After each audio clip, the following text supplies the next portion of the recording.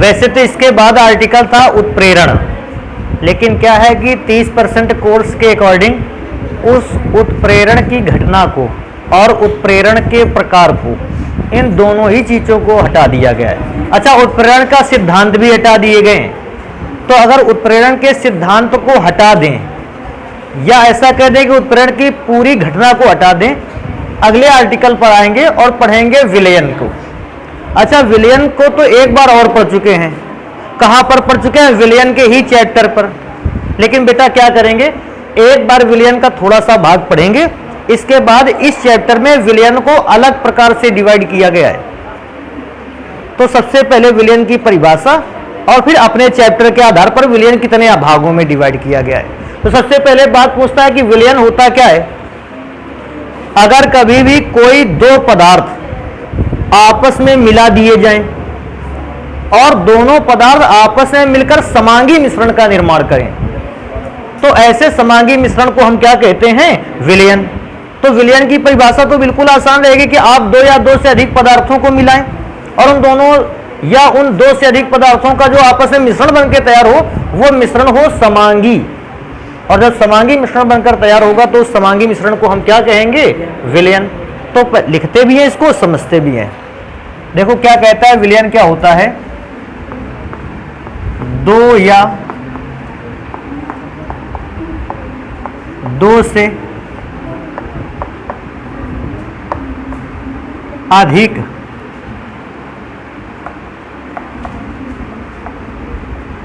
पदार्थों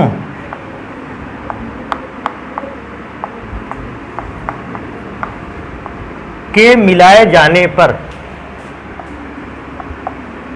हमारे पास दो या दो से अधिक पदार्थ थे, हमने उन पदार्थों को आपस में क्या कर दिया? मिला दिया। मिलाए जाने पर बने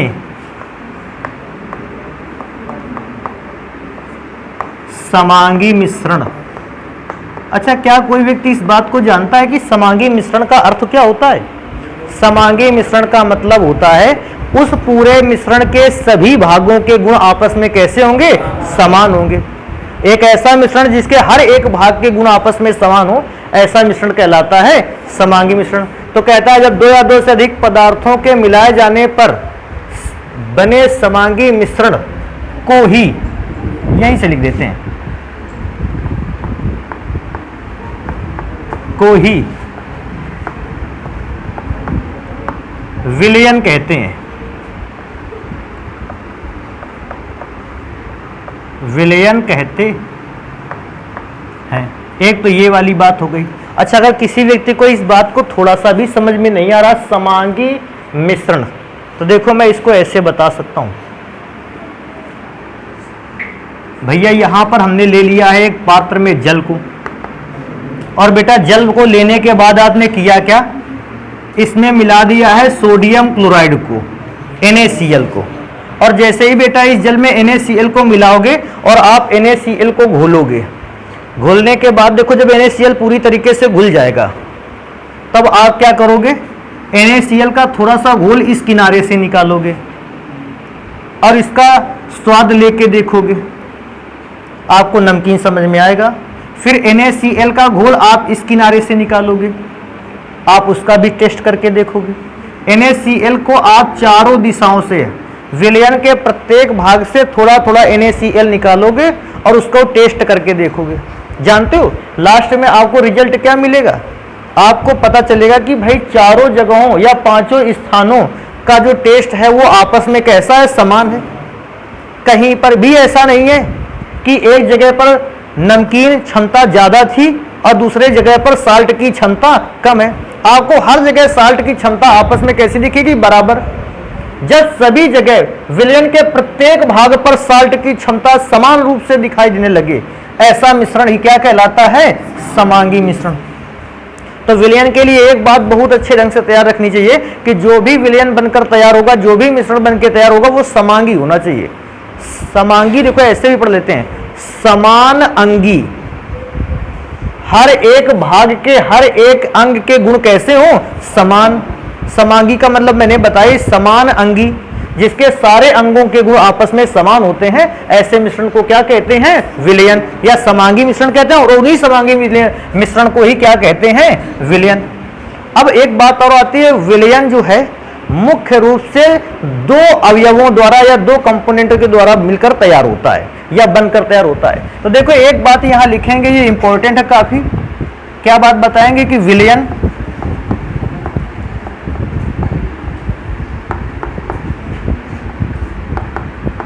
को बनाने में दो प्रमुख अवयव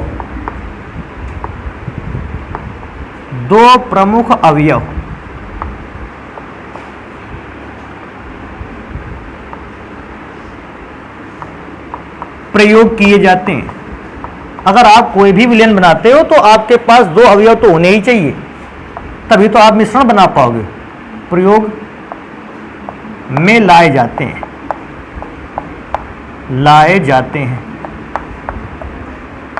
अब कहोगे सर जी कौन कौन से दो अवयव प्रयोग में लाए जाते हैं? तो बेटा पहला अवयव होता है जिसको हम कहते हैं विलेय। क्या पिछले चैप्टर से इस बात का अंदाजा है कि विलेय किस अवयव को कहते हैं? विलयन में जो अवयव कम मात्रा में उपस्थित है उसे हम क्या कहते हैं? विलेय। तो देखो यहां लिखते हैं, विलयन में जो अवयव का मतलब होता है कंपोनेंट, पदार्थ, भाग। अगर आपसे कुछ भी कहे सब चीजें बराबर हैं। विलयन में जो अवयव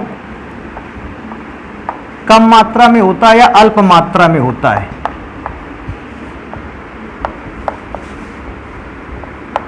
अल्प मात्रा में होता है या कम मात्रा में होता है, आप उसको क्या कहते हो? विलेय। और बेटा एक और आता है विलयन का दूसरा भाग या दूसरा कंपोनेंट, विलायक।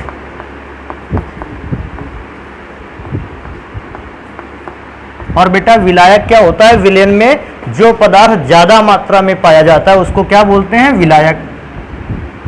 तो मैं यहां लिख दूंगा विलयन में जो अवयव या कंपोनेंट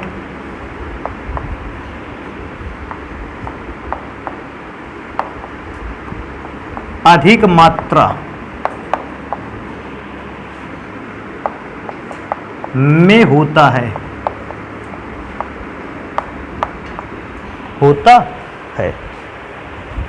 तो इसके बाद भैया हम लोग इस बात को जान गए विलेय किसको कहते हैं और विलायक किसको कहा जाता है। इसके बाद बेटा एक और चीज देखो, अब ये बातें तो जो थी बेटा अगर मैं इस चैप्टर के इस भाग पे नहीं भी पढ़ाता, आपने विलयन के चैप्टर में इतनी चीजें पहले से पढ़ रखी थी, लेकिन इस चैप्टर में क्योंकि विलयन से स्टार्टिंग करनी थी तो भैया मैंने विलयन से स्टार्टिंग की इस बात पर। लेकिन अभी नेक्स्ट नंबर पे आ जाएंगे, अब हम पढ़ेंगे कि विलयन के कितने प्रकार होते हैं। कहोगे सर जी हमें तो बहुत अच्छी तरीके से मालूम है, तन विलयन, सांद्र विलयन, संतृप्त विलयन, असंतृप्त विलयन, अति संतृप्त विलयन। तो बेटा वो जो विलयन है वो सांद्रता के आधार पर है। आज हम पढ़ेंगे चर्मपत्र द्वारा छनने के आधार पर विलयन को कितने भागों में डिवाइड किया गया है। अभी कहोगे सर जी चर्मपत्र क्या होता है, तो इसकी भी बात करेंगे, लेकिन सबसे पहले लिखते हैं। देखो तो हम लोगों को इस चैप्टर में विलयन के प्रकार पढ़ने हैं, लेकिन चर्मपत्र द्वारा छनने के आधार पर। तो देखो हम क्या लिखेंगे, चर्मपत्र द्वारा। क्या कोई व्यक्ति इस बात को जानता है छनने का अर्थ? छानकर देखा जाएगा तो वही तो शब्द है। चलो ठीक है, चर्मपत्र द्वारा छनने के, या छनने ना लिख सको तो भैया ऐसा लिख दो, विसरित होने। क्योंकि कभी किसी व्यक्ति को छनने से प्रॉब्लम भी हो सकती है, तो वो लिख सकता है विसरित होने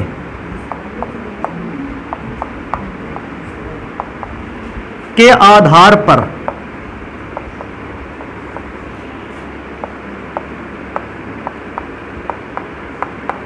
विलयनों के प्रकार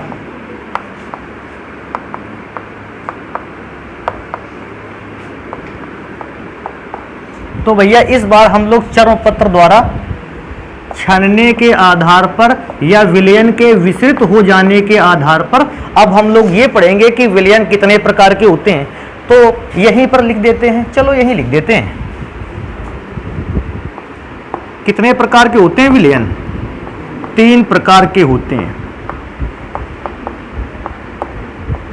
कहोगे हाँ सर जी, अब विलयन का जो चैप्टर चल रहा है या ये जो चैप्टर चल रहा है अब अगली दिशा पे चल रहा है, क्योंकि अगर मैं सांद्र विलयन और तनु विलयन पढ़ता रहता तो भैया ये तो पुराने चैप्टर की बातें पढ़ रहे थे। लेकिन अब हम आ गए कि चर्म पत्र द्वारा छनने के आधार पर विलयन कितने प्रकार के होते हैं। अब ये भी जरा ध्यान लो, देखो इसको देखो, ये क्या लिखा हुआ है? चर्म पत्र। अब बात आती है चर्म पत्र है क्या? चर्म पत्र एक प्रकार की जाली है जिसके छिद्रों का आकार होता है बहुत ही महीन, और जानते हो इतना महीन होता है कि बहुत ही छोटे कण जो हैं ये इस छिद्र को पार करके तो निकल सकते हैं, लेकिन अगर किसी कण का आकार थोड़ा सा भी अधिक है तो वह पदार्थ चर्म पत्र द्वारा छाना नहीं जा सकता। आपके यहाँ जो चाय छानने वाला छन्नक पत्र है इसके छिद्रों का आकार तो बहुत बड़ा है, लेकिन ये भी एक प्रकार का क्या है? चर्म पत्र है, लेकिन ये बड़े आकार के कणों को छानता है।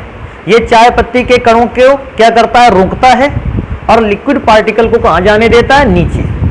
क्योंकि सर वैसा ही चर्म पत्र है, बशर्ते मैंने बताया चर्म पत्र एक ऐसी जाली होती है या एक ऐसा छन्नक पत्र होता है या एक ऐसी मेम्ब्रेन्स होती है जिसमें उपस्थित छिद्रों का आकार तो बहुत ही छोटा होता है। इतना छोटा होता है कि अगर आप इससे नमक के घोल को भी छान कर देखोगे तो नमक का घोल भी इससे धीरे धीरे ही छन कर क्या होता है? अलग होता है।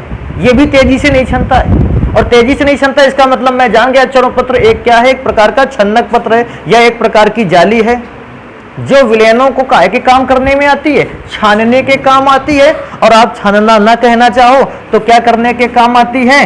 विसरित करने के काम आती है। समझ गए चर्म पत्र क्या होता है? चर्म पत्र कोई बहुत बड़ा कोई शैतान थोड़ी है, चर्म पत्र है एक प्रकार की जाली। तो उसको ध्यान रखना। अच्छा, आपने लिखा है 3 प्रकार के होते हैं। कौन कौन से प्रकार के होते हैं? तो बेटा पहले प्रकार के विलयन होते हैं क्रिस्टलाभ।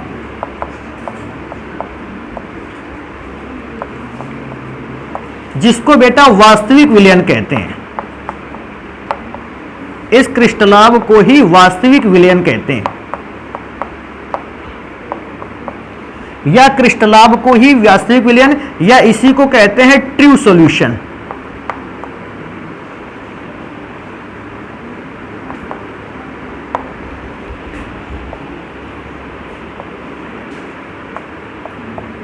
तो अभी सबसे पहले प्रकार के सॉल्यूशन होते हैं क्रिस्टलाभ, जिनको वास्तविक विलयन भी कहते हैं, और इन वास्तविक विलयन का एक और नाम है ट्रू सॉल्यूशन। अब कहता है ट्रू सॉल्यूशन कौन से होते हैं? तो देखो मैं बताऊं। सबसे पहले आपने एक विलेय पदार्थ को लिया और उस विलेय पदार्थ को काहे में डाला? विलायक में। विलेय को विलायक में डालते हुए बनाया गया विलयन, और उस विलयन को छाना गया, विसरित किया गया। ठीक है शब्द? तो विसरित किया गया काहे से? चर्म पत्र के द्वारा। और जैसे मैंने चर्म पत्र को लगा के इसको डालते हुए इसे विसरित करने का प्रयास किया, मैंने देखा कि यह विलयन चर्म पत्र द्वारा आसानी से विसरित हो जाता है, छन जाता है। अर्थात जो लिक्विड के पार्टिकल हैं, सॉल्यूशन के पार्टिकल इस चर्म पत्र से कहां जाते हैं? नीचे।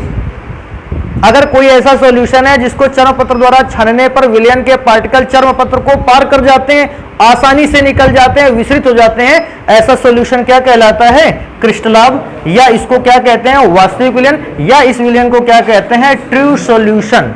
तो याद रखोगे ट्रू सॉल्यूशन क्या होता है। तो मैं एक काम कर लेता हूं, इस पे लिखे भी देता हूं। हाँ, यही से परिभाषा भी इसकी लिख देते हैं, ना लिख दें। देखो क्या कहते हैं? वे विलयन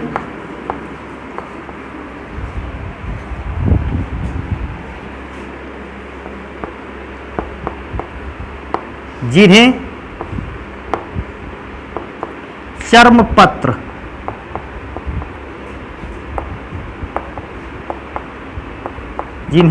पत्र द्वारा विसरित करने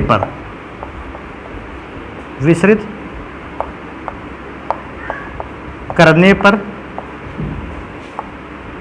ये चर्म पत्र को आसानी से पार कर जाते हैं, चर्म पत्र को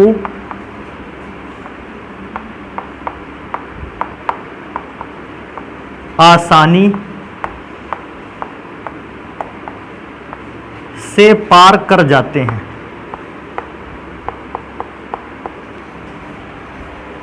आसानी से पार कर जाते हैं। और बेटा लास्ट में लिख सकते हो वास्तविक विलयन कहलाते हैं।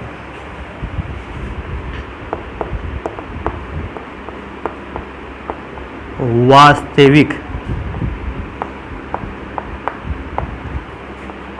विलयन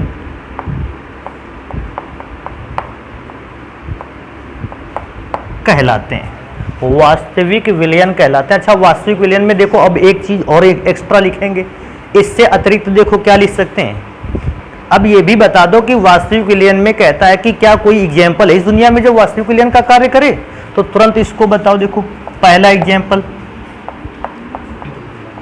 NaCl का कौन सा विलयन बेटा,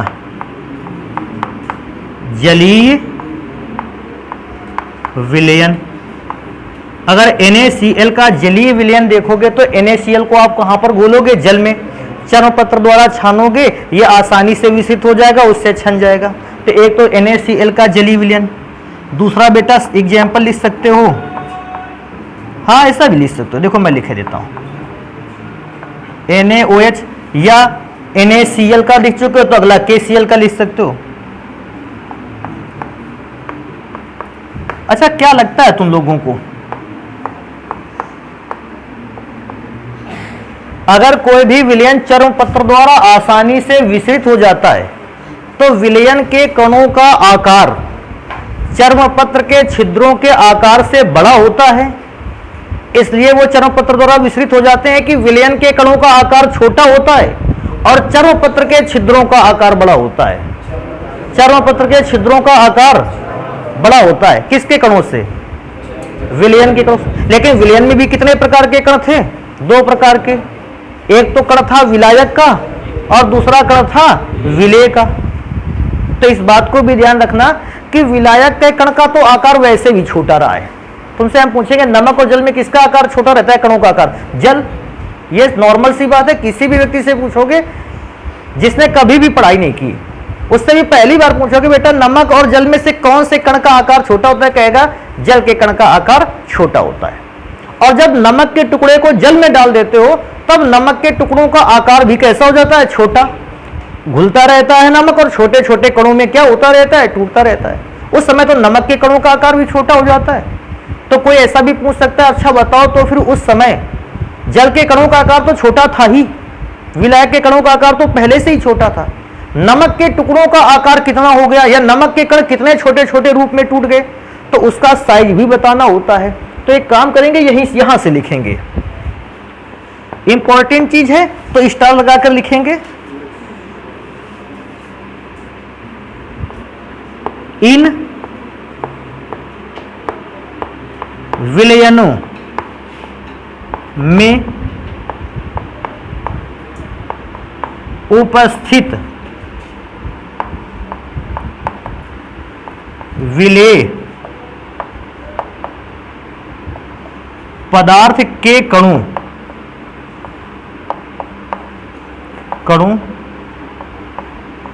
का आकार, कणों का आकार 50 एंगस्ट्रॉम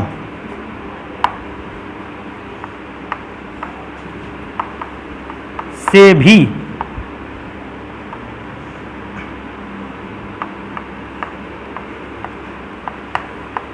कम होता है। अब कोई पूछेगा सर जी आपने विलेय के कणों का तो आकार बता दिया, विलायक के कणों का आकार बता देते। बेटा विलायक के कण तो वैसे भी छोटे आकार के थे, जल तो वैसे भी पार हो जाता। अगर प्रॉब्लम थी तो किसको पार होने में, नमक के टुकड़े को पार होने में। तो आप केवल और केवल साइज कंसीडर करते हैं किससे, विलेय के कणों। वैसे भी किसी भी विलयन का जो गुण होता है वो मेनली डिपेंड करता है विलेय पदार्थ पर। अच्छा यार एक बात बताएं, तुमको तो कहोगे सर ये वाली बात तो हम जानते ही नहीं। सुनो, अगर चीनी को पानी पर घोला है और किसी व्यक्ति को ये घोल दे रहे हो, तुमसे पूछेगा क्या है, तो तुम बताओगे चीनी का घोल। नाम किसका लेते हो? पानी का भी तो नाम ले लेते कभी। नॉर्मली आदमी पानी का नाम क्यों नहीं लेता है? क्योंकि किसी भी पदार्थ का जो गुण डिपेंड करता है वो किस पर डिपेंड करता है? चीनी पर। तो आप जैसे ही चीनी बताओगे वो तुरंत सॉल्यूशन को समझ जाएगा, कहेगा चीनी को ही कहाँ घोला गया होगा? पानी पर। आप किसी व्यक्ति को दोगे पानी का घोल, उस पूछे क्या है, कहोगे नमक, तो वो जान जाएगा तुरंत नमक को कहाँ पर घोला गया? पानी। और ऐसा कभी नहीं होगा कि आप किसी व्यक्ति को नमक का घोल दो जाके और वो पूछे क्या, तो कह दो पानी। ऐसा कहोगे? नहीं। नॉर्मली अगर आपका दिमाग सही चल रहा है, संतुलन बिगड़ा हुआ नहीं है दिमाग का, तो आप उसको विलेय पदार्थ का नाम ही बताओगे। समझ रहे हो? पानी पर अगर एल्कोहल की मात्रा को घोल दिया गया है और कोई व्यक्ति को आप दे रहे हो, पूछता है क्या है, तो आपको क्या बताना चाहिए? कहो कितने मजे के लड़का इससे हैं, कहो कितने पानी कहेंगे इसको। इसको पानी नहीं कहोगे, क्या कहोगे? एल्कोहल। क्योंकि आप सॉल्यूशन की जो प्रकृति है वो विलेय के थ्रू निर्धारित करते हैं, क्योंकि सॉल्यूशन के अधिकांश गुण तो विलेय पर डिपेंड करते हैं, तो आप विलेय पर ही चलोगे। हाँ, ऐसा भी है कि बहुत सारे स्थानों में विलेय के स्थान पर विलेय को तो बताते हैं, विलायक को भी बताते हैं। बहुत ही ऐसे सॉल्यूशन ऐसे भी आपको मिलेंगे जिनमें आप विलेय तो बताओगे, विलायक के भी विषय में बताओगे। तो क्या कणों का आकार वाली बात जान के विलायक के कणों का आकार बिल्कुल नहीं बताना है, क्योंकि विलायक के कणों का आकार तो वैसे भी 50 एंगस्ट्रॉम से कम था, ये तो वैसे भी छन जाते थे। प्रॉब्लम किसके कणों पर थी? विलेय के, उसके कण बताए। लेकिन अभी ये सोचना, ये नमक के कण का वजन है कि नमक के कण का आकार है कि नमक के कण का पानी पर घुलने के बाद आकार है? पानी पर घुलने के बाद का आकार है। पानी के घुलने के पहले तो इतना बड़ा होगा, नमक का टुकड़ा दिखाई देता है, लेकिन ये पानी पर घुलने के कैसा है? बाद है। तो पहले प्रकार का विलयन होगा क्रिस्टलाज या वास्तविक विलयन, और या फिर आप उसको कहते हैं ट्रू सॉल्यूशन। नेक्स्ट टाइप के सॉल्यूशन पे आ जाते हैं, सेकंड नंबर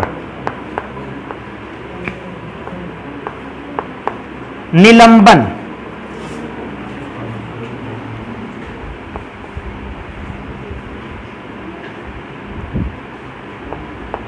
अच्छा, निलंबन कौन से सॉल्यूशन होते हैं, जरा इसको भी लिख देते हैं।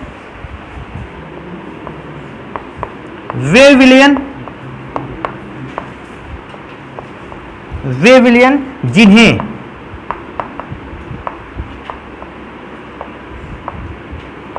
चर्म पत्र द्वारा, वे विलयन जिन्हें चर्म पत्र द्वारा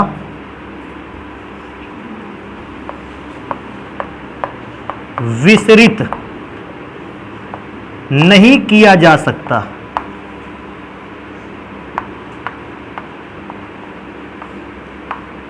नहीं किया जा सकता, चर्म पत्र द्वारा विसरित नहीं किया जा सकता है, निलंबन कहलाते हैं।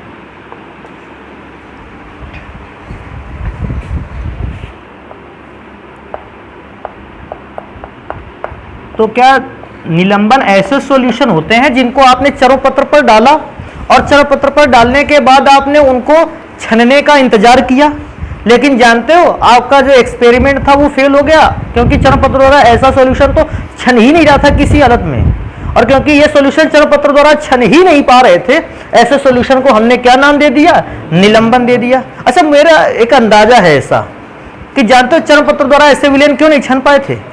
क्योंकि विलयन में उपस्थित अवयव के कणों या अवयवी कणों या कंस्टिट्यूएंट पार्टिकल्स का साइज जो था वो अपेक्षाकृत कैसा था? बड़ा था। किससे बड़ा था? चर्म पत्र के छिद्रों के आकार से। यही रीजन रहा कि आपने निलंबन को आपने छाना तो चर्म पत्र से, लेकिन ये चर्म पत्र के द्वारा छना बिल्कुल भी नहीं। तो इसका ये भी तो बात बता दिया जाए, निलंबन के कणों का आकार आखिर होता कितना है, क्यों आखिर ये चर्म पत्र द्वारा विसरित नहीं हुआ। तो इसके बाद देखो लिखते हैं, इंपॉर्टेंट नंबर रहेगा, यहां से लिख लेते हैं।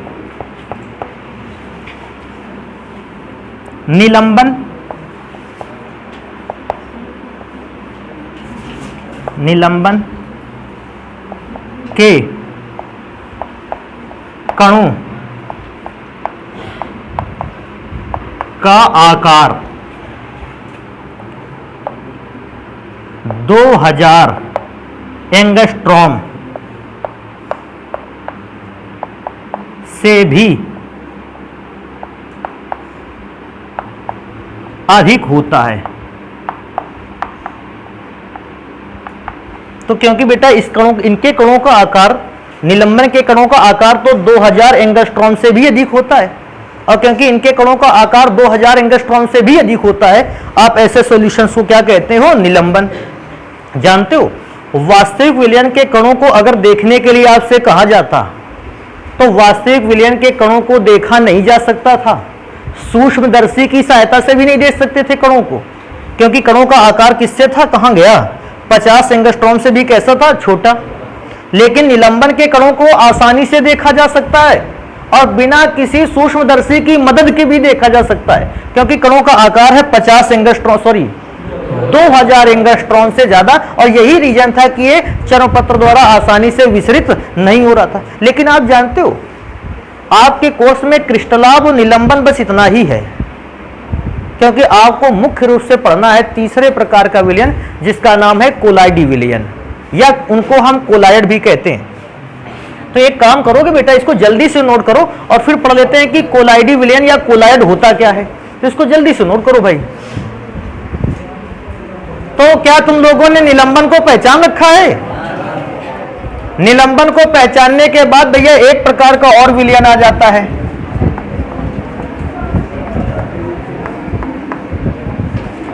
कोलाइडी विलयन, या बेटा इसको कहते हैं कोलायड।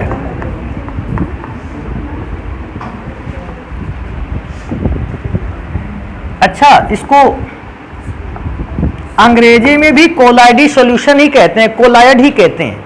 अंग्रेजी में भी इसके नामों पे कोई चेंज नहीं, कोलाइडल सॉल्यूशन या कोलायड ही कहते हैं अंग्रेजी में भी इसको। अब कोलायड की भैया जरा बात देख लेते हैं। तो कोलायड की परिभाषा पहले लिखेंगे गलत वाली, क्योंकि सर जी गलत क्यों लिख दी? भैया प्रारंभिक अवधारणा गलत ही थी, उसको सुधार कर आधुनिक अवधारणा लिखी गई है। तो प्रारंभिक अवधारणा तो भी तो हम लोग जान लिया कि प्रारंभिक अवधारणा थी क्या। तो देखो क्या थी अवधारणा, इसको लिखते हैं। देखो ऐसे लिखेंगे, प्रारंभिक विचार के अनुसार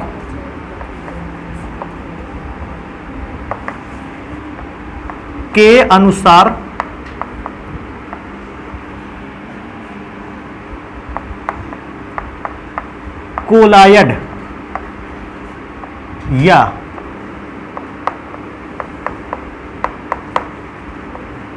कोलाइडी विलयन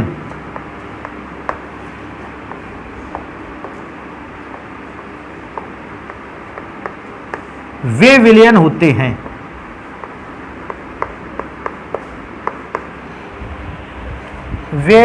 होते हैं अब ये सबसे इंपॉर्टेंट है कि अब पढ़ने को मिलेगा कौन सा विलयन होता है, जिन्हें चर्मपत्र द्वारा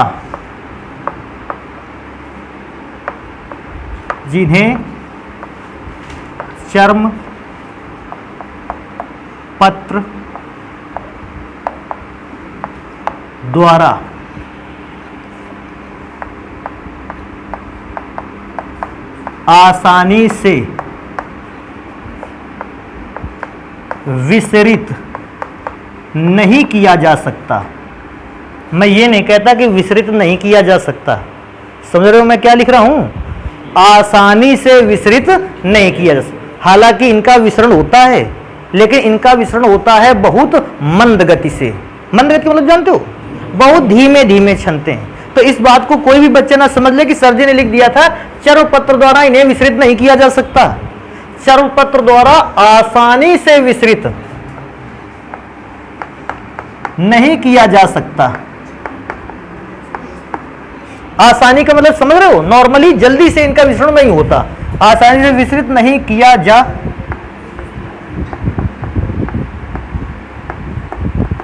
नहीं विसरित किया जा सकता है। लेकिन ऐसा नहीं कि विसरण होता नहीं, विसरण होता है, इनका विसरण बहुत ही मंद गति से होता है। तो ये बात भी लिख दें क्या? देखो ऐसे लिखते हैं, अर्थात विसरण। क्या मैं ये समझूं कि विसरण का अर्थ आप जान पा रहे हो?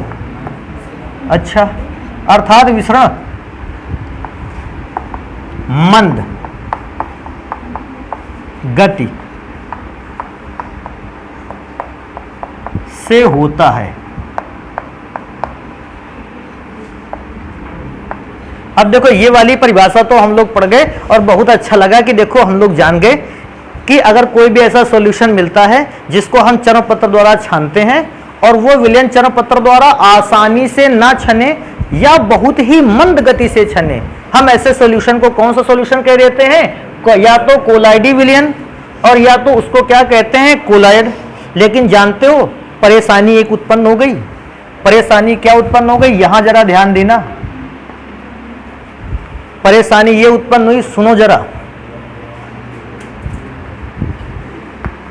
परंतु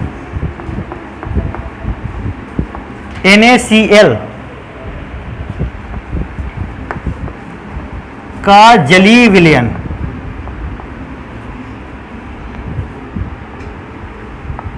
चर्म पत्र द्वारा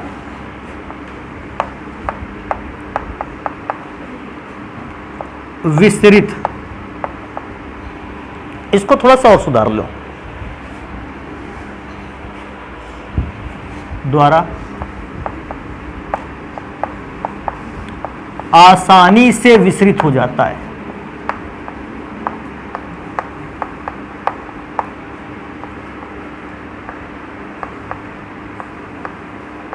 ये बात तो सभी जानते थे और ये बात मेरे ख्याल से हमने क्रिस्टलाभ पे लिखी भी थी कि क्रिस्टलाभ वे होते हैं जो चरण पत्र द्वारा आसानी से क्या हो जाते हैं? विस्तृत।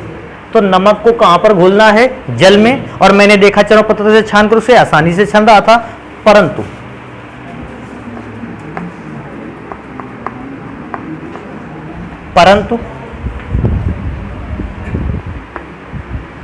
NaCl का बेंजीन में बना हुआ विलयन, बेंजीन में बना हुआ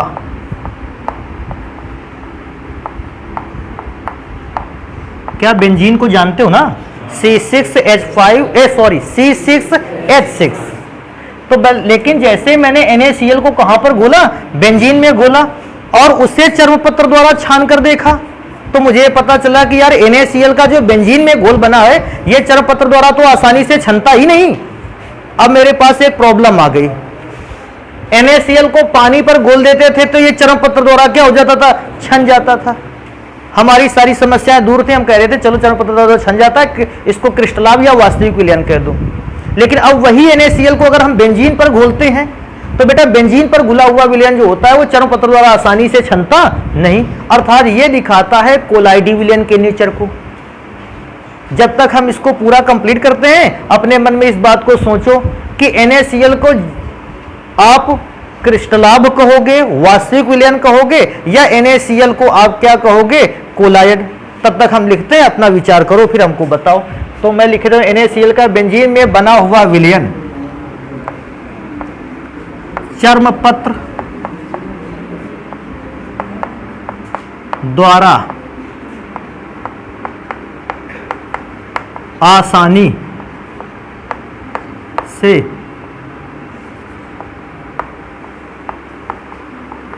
विसरित नहीं हो पाता है।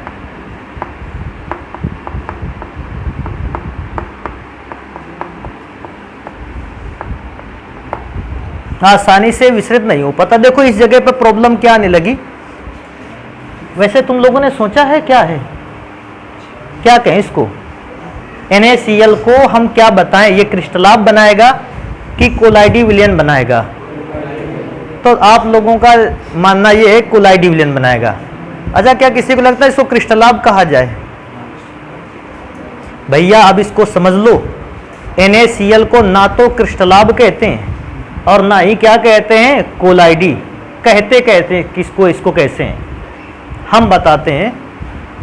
NaCl जब जल में घोला जाएगा क्रिस्टलाभ की अवस्था पर होगा और NaCl को जब बेंजीन पर घोला जाएगा वो कोलायड की अवस्था पर होगा। अर्थात कोलायड या कोलाइडी कोई विलयन नहीं है, बल्कि यह विलयन की एक अवस्था है। समझ पा रहे हो मैं क्या कह रहा हूं? कोलाइडी कोई भी विलयन, बल्कि विलयन की यह क्या है? एक अवस्था है। तो NaCl जब बेंजीन में घुला होता है या कोलाइड की अवस्था पर पहुंच जाता है, इसको ध्यान रखना, तो विस्तृत हो जाता है। तो ये एक प्रॉब्लम रही। तो अब हम इस प्रॉब्लम से क्या जान पाए उसको देख लो। रिजल्ट क्या निकाला हम लोगों ने, इसको लिख लेते हैं। हम क्या बताएंगे कि कोई भी पदार्थ कोलायड नहीं होता है, बल्कि पदार्थ की अवस्था होती है कोलायड। तो इस बात को देखो क्या लिखेंगे रिजल्ट में, हमें क्या पता चला?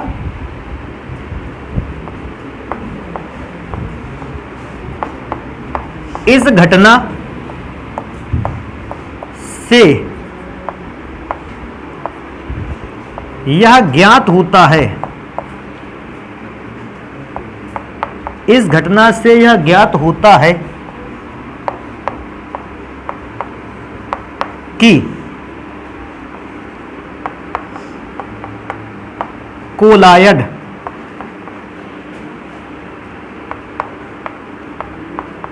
कोई विलयन नहीं है, कोलायड कोई विलयन नहीं है, बल्कि एक अवस्था है, एक अवस्था है जिसे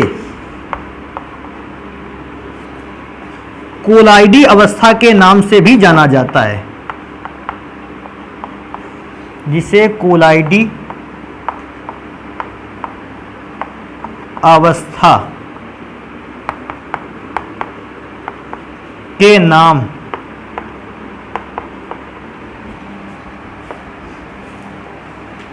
से भी थोड़ा सा यार दूर लिख लेते हैं इसको, के नाम से भी जाना जाता है।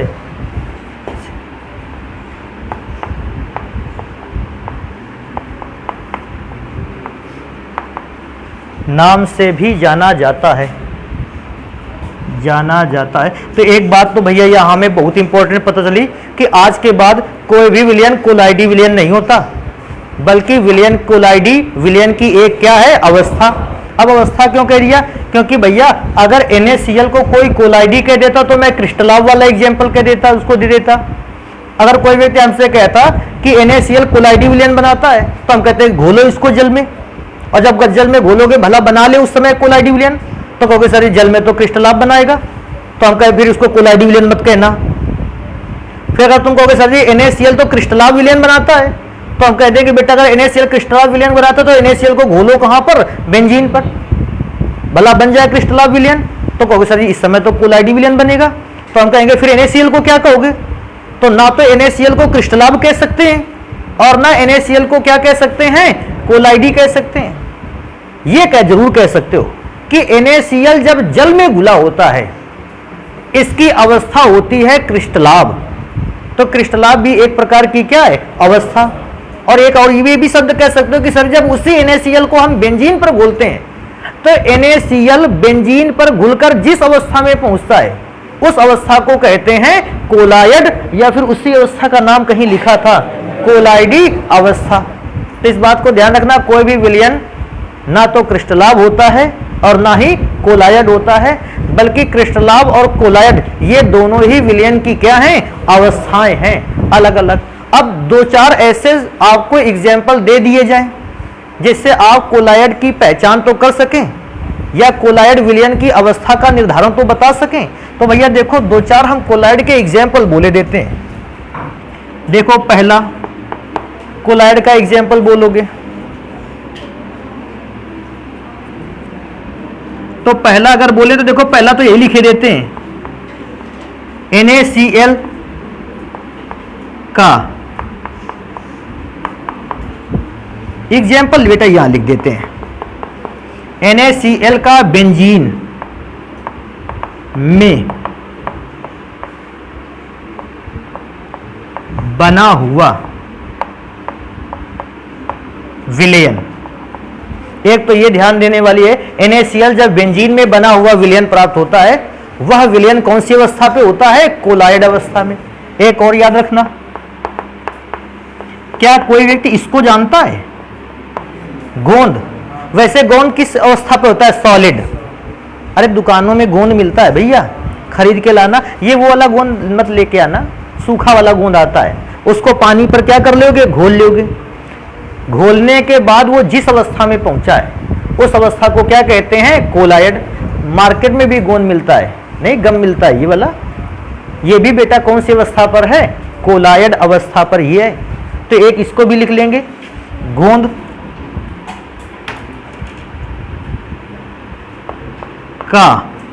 काहे में बना हुआ विलयन? जल में बना हुआ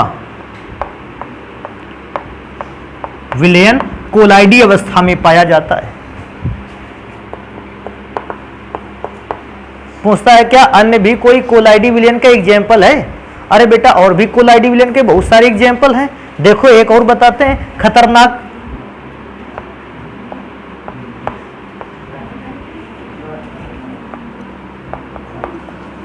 रक्त भी कोलाइड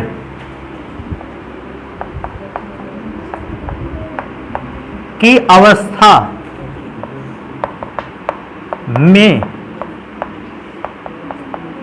पाया जाता है। तो एक बात इसको भी याद रखोगे कि अगर रक्त की बात होगी तो रक्त भी जिस अवस्था में होता है वो भी एक कौन सी अवस्था में होता है? कोलाइड। तो क्या हमारा रक्त भी एक प्रकार का कोलाइड है या कोलाइडी अवस्था में पाया जाने वाला पदार्थ है? बिल्कुल भैया, रक्त भी कोलाइड अवस्था में पाया जाने वाला पदार्थ है। तो एक काम करें, इसको जल्दी से नोट करो भैया। फिर अरे रुक जाओ, नोट का एक काम थी, तुमने लिखा ही नहीं यार, सारी चीजें लिख ली। कि जब पदार्थ क्रिस्टलाभ की अवस्था में होता है, कणों का आकार 50 एंगस्ट्रॉम से कम होता है, और जब पदार्थ निलंबन की अवस्था पर होता है उसके कणों का आकार 2000 एंगस्ट्रॉम से ऊपर निकल जाएगा। लेकिन जब पदार्थ कोलाइड की अवस्था पर आता है तो उसके कणों का आकार आखिर रहता है तो कितना रहता है? तो भैया इसको लिख लेते हैं, ये बात हमसे छूटी जा रही थी तो यही लिख देते हैं।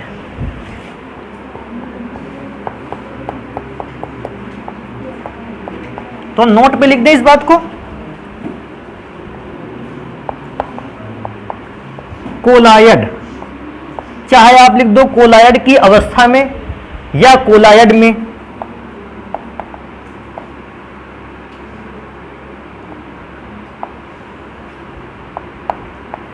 कणों का आकार 50 एंगस्ट्रॉम से 2000 एंगस्ट्रॉम के मध्य होता है।